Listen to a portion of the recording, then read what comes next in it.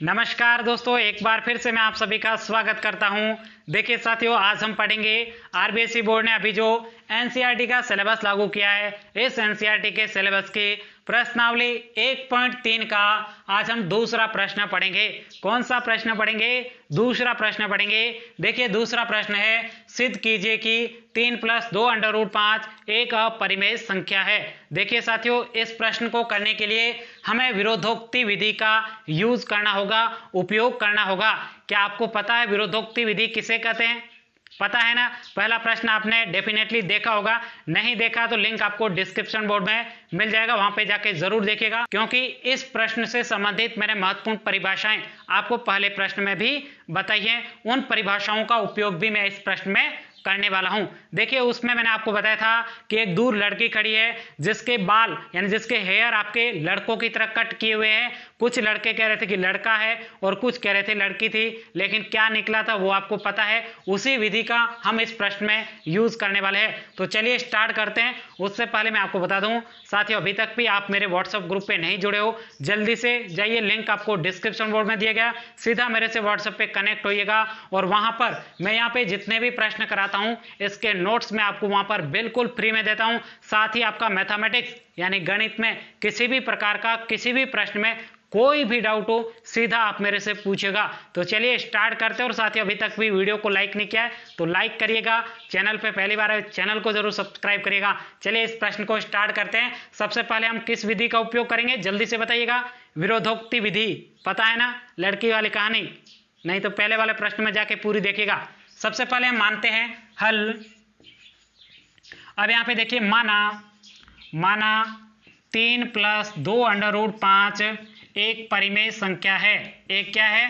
परिमेय संख्या है। अब यहां पे हमने परिमेय संख्या क्यों माना?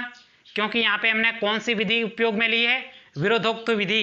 तो यहां पे आपको लिखना होगा विरोधोक्ति विधि, विरोधोक्ति विधि, ये विधि। अब देखिएगा साथियों, यहां पे मैंने लिखा है 3 + 2 √5 एक कैसी संख्या है? परिमेय संख्या है। तो आपको परिमेय संख्या की परिभाषा याद हो गई होगी कि परिमेय संख्या को हम भिन्न के रूप में लिखा जा सकता है। भिन्न के रूप में चाहे a/b के रूप में लिखो, c/d के रूप में लिखो, p/q के रूप में लिखो, 4/5 के रूप में लिखो, यानी भिन्न में लिखोगे तो वह कौन सी संख्या है? परिमेय संख्या है। इसी प्रकार से आपको पूरे कंसेप्ट अपने माइंड में सेट करने होंगे, क्योंकि जितने भी बोर्ड एग्जाम को टॉप करते हैं स्टूडेंट्स वो इसी प्रकार से प्रश्नों को अपने माइंड में सेट करते हैं। ऐसे नहीं करते a/b, अब वहां पे 3/4 आ गया फिर कंफ्यूजन। ऐसा कंफ्यूजन क्रिएट मत करिए, कंसेप्ट पूरे क्या करिए? क्लियर रखिए अपने माइंड में, तभी आप बोर्ड में मैथ्स में 100 में से 100 नंबर प्राप्त करोगे। तो सबसे पहले हम लिखते हैं यहाँ पे ये परिमेय संख्या है जिसे हम भिन्न के रूप में लिखते हैं। तो यहाँ पे लिखते हैं 3 + 2 √5 बराबर इसे हम क्या लिखते हैं? a/b के रूप में, यानी भिन्न के रूप में लिखते हैं। तो यहां पे क्या है देखिएगा, जहां a और b क्या है? पहले प्रश्न में सहभाज्य संख्या लिखा था, यहाँ पे सहभाज्य संख्या भी है, लेकिन मेन तो ये क्या है? परिमेय संख्या है। कैसी संख्या है? परिमेय संख्या है।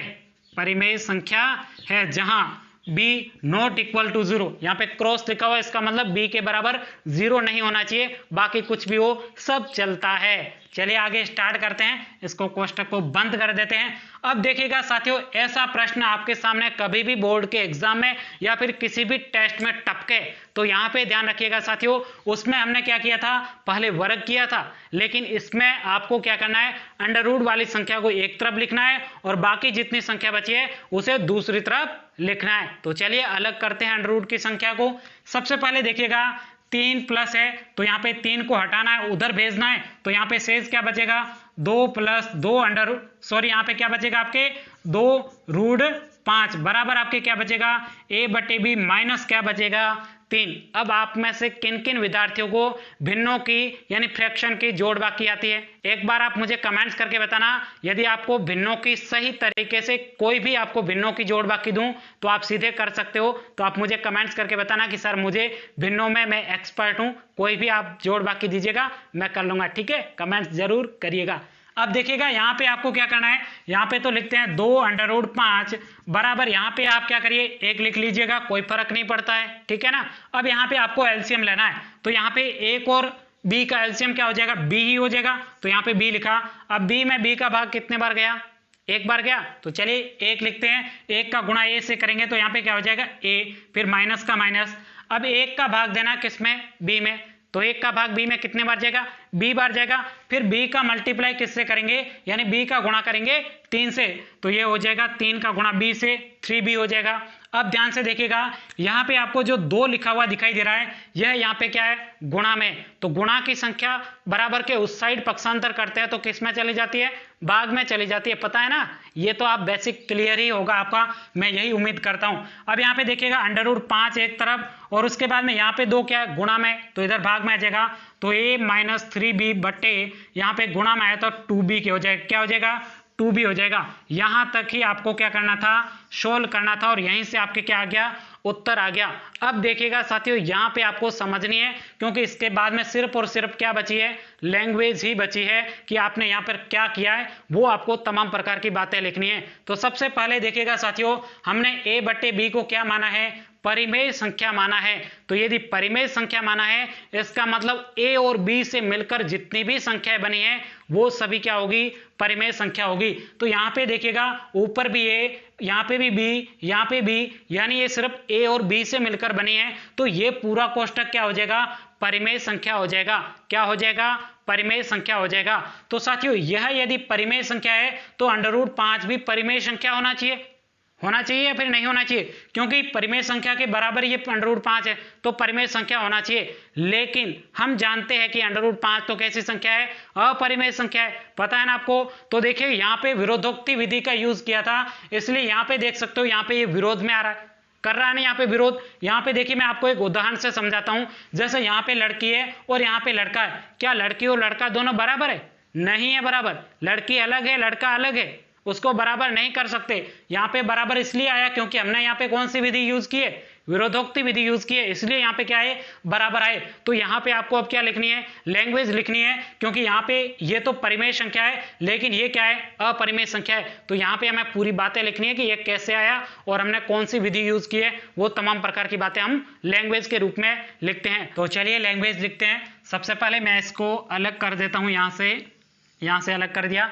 अब यहाँ पे लिखते हैं a और b, यहाँ पे कोष्ठक आपको नीचे लिखना है, ठीक है ना, जगह नहीं है तो मैं यहाँ पे साइड में लिख रहा हूँ। a और b परिमेय संख्या है, परिमेय संख्या है, और इससे बनी संख्या, इससे कौन सी संख्या बनी है, इससे बनी संख्या a - 3b अपॉन में क्या है आपके 2b परिमेय संख्या है। क्या है, परिमेय संख्या है, परिमेय संख्या है। तो यहां पे देखिएगा, ये परिमेय संख्या है तो इसके बराबर √5 भी क्या होना चाहिए, परिमेय संख्या होना चाहिए। तो √5 भी परिमेय संख्या होना चाहिए। क्या होना चाहिए, परिमेय संख्या होना चाहिए। लेकिन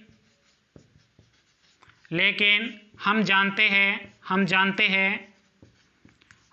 हैं कि √5 एक अपरिमेय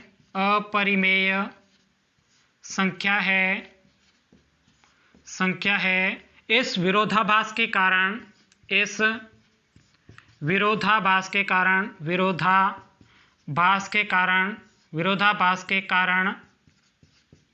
√5 से मिलकर बनी संख्या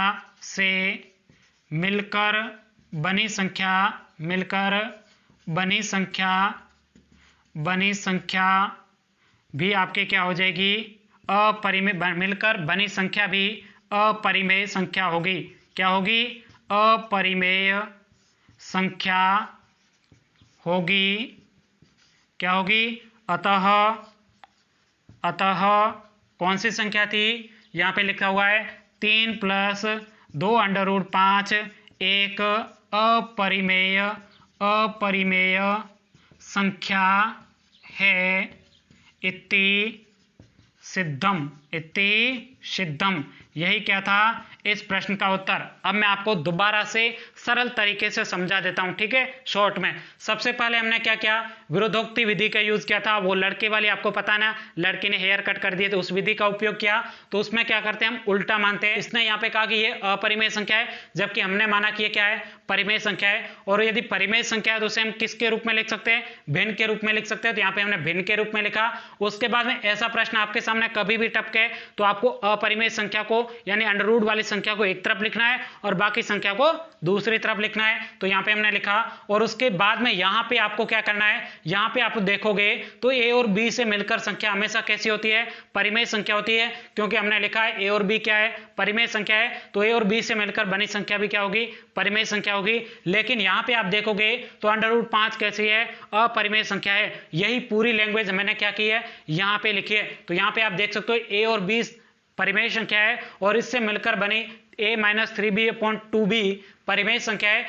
तो अंडर रूट 5 भी परिमेय संख्या होना चाहिए क्योंकि अंडर रूट 5 इसके बराबर है। लेकिन हम जानते हैं कि अंडर रूट 5 एक अपरिमेय संख्या है। इस विरोधाभास, यहाँ पे विरोधाभास हो रहा है क्योंकि वहां पे क्या था, हमने कहा था लड़का है लेकिन क्या निकली थी, लड़की निकली थी। ठीक इसी प्रकार से यहाँ पे भी विरोधाभास हो रहा है कि अंडर रूट 5 से मिलकर बनी संख्या भी कैसी होगी, अपरिमेय संख्या होगी। अतः 3 + 2 अंडर रूट 5 एक अपरिमेय संख्या है। इतनी सिद्धम। अभी तक भी व्हाट्सएप ग्रुप ज्वाइन नहीं किया है, लिंक आपको डिस्क्रिप्शन बोर्ड में मिल जाएगा। सीधा आप मेरे से कनेक्ट होइएगा और वहां पर मैं आपको इस प्रश्न के नोट्स भी दे दूंगा। तो साथियों आज के इस वीडियो में इतना ही। थैंक यू, टेक केयर, जय हिंद, जय भारत।